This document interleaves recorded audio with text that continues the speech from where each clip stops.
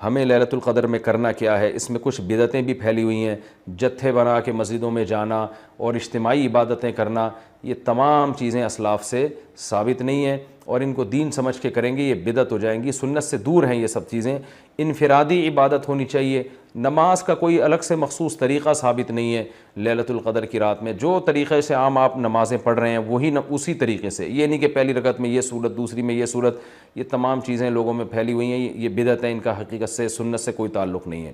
تلاوت کریں, دعائیں مانگیں اور تہجد کی نماز پڑھیں, جتنے نوافل اللہ آپ کو توفیق دیتا ہے, آپ جیسے عام معمول ہے نوافل پڑھنے کا اسی طرح پڑھیں, اور بہتر ہے گھر میں عبادت کریں.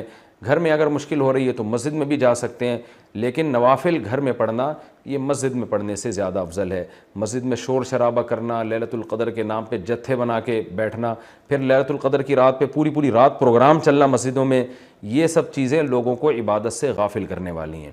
بیان بھی ہونے چاہیے مختصر, آدھا گھنٹہ ہو گیا, 1 گھنٹہ ہو گیا, باقی وقت عبادت میں لگانا چاہیے. دوسری بات یہ کہ اتنی کثرت سے عبادت کرنا کہ آپ کا دماغ ہی خراب ہونا شروع ہو جائے, نیند سے حالت خراب ہو جائے, تو یہ بھی ٹھیک نہیں ہے. کچھ دیر آرام بھی کرنا چاہیے تاکہ جتنی عبادت ہو وہ طبیعت میں نشاط کے ساتھ اور فریشنس کے ساتھ ہو, آپ اس میں ٹینشن میں نہ آ رہے ہوں.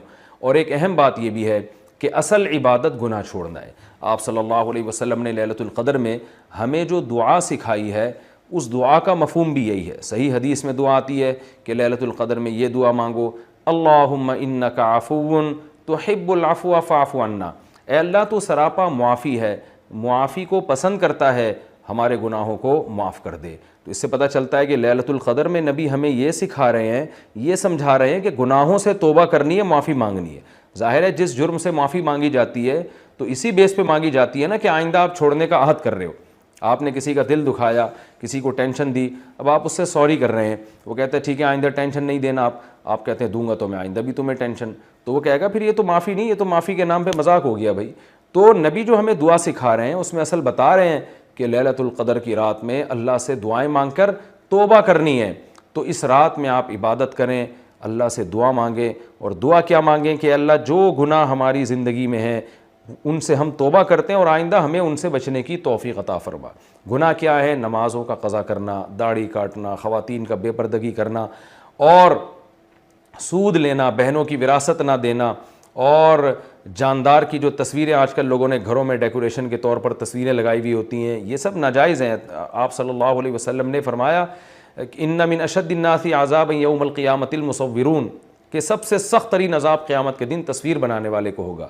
ڈیجیٹل کیمرے کی تصویر میں تو بہت اچھا خاصا علماء کا اختلاف ہے کہ ہماری رائے یہ کہ تصویر میں داخل نہیں ہے, لیکن جو پرنٹڈ تصویر ہوتی ہے اور کسی شرعی عذر کے بغیر ہو, ایک تصویر کسی ضرورت سے ہوتی ہے, بلا وجہ شو بازیوں کے لیے اپنے باپ داداؤں کی تصویریں دیواروں پہ سجانا, یہ فیشن ہمارے یہاں بنتا چلا جا رہا ہے. اور جو بت بنے ہوئے ہوتے ہیں تصویر کے نام پہ وہ بھی اسلام میں حرام ہے.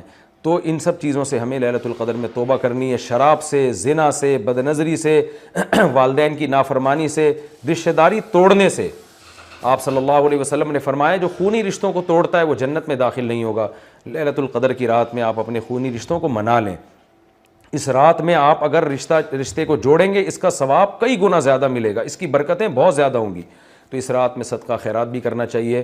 اور ان تمام جرائم سے, نماز چھوڑنے کا گناہ, سود کا گناہ, وراثت کھانے کا گناہ, جو بھی ناپ تول میں کمی کا گناہ, آپ اگر کسی ادارے میں جاب کرتے ہیں, آپ تنخواہ پوری لے رہے ہیں مگر آپ کام میں ڈنڈی مار رہے ہیں, یہ خیانت ہے جس سے قرآن نے روکا ہے. یہ بھی ایک جرم ہے, اس جرم سے بھی ہم نے اس رات میں توبہ کرنی ہے. اگر کوئی کرایہ دار مالک مکان کے گھر کو امانت کے طور پہ استعمال نہیں کرتا, یہ بھی امانت میں خیانت ہے. اور اگر مالک مکان کرایہ دار کو تنگ کرتا ہے یا کرایہ دار مالک مکان کو ٹائم پہ کرایہ نہیں دیتا, یہ بھی جرم ہے جس کو قرآن بیان کرتا ہے امانت میں خیانت.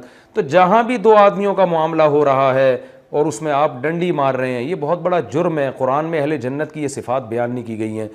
تو اخلاق کو اپنے درست کرنا. آپ صلی اللہ علیہ وسلم نے فرمایا منافق کی 3 نشانیاں ہیں, بات کرتا ہے جھوٹ بولتا ہے, امانت دی جائے تو خیانت کرتا ہے, اور جب کسی سے بحث مباحثہ کرتا ہے تو گالم گلوچ پہ آ جاتا ہے. آج دیکھیں دفتروں میں کیا حال ہے, بات بات پہ گالیاں, ذرا سی کوئی مسئلہ ہوتا ہے فوش فوش گالیاں نکالنا شروع کر دیتے ہیں. تو یہ تمام چیزیں ایسی ہیں جن سے ہمیں اس رات میں توبہ کرنی ہے.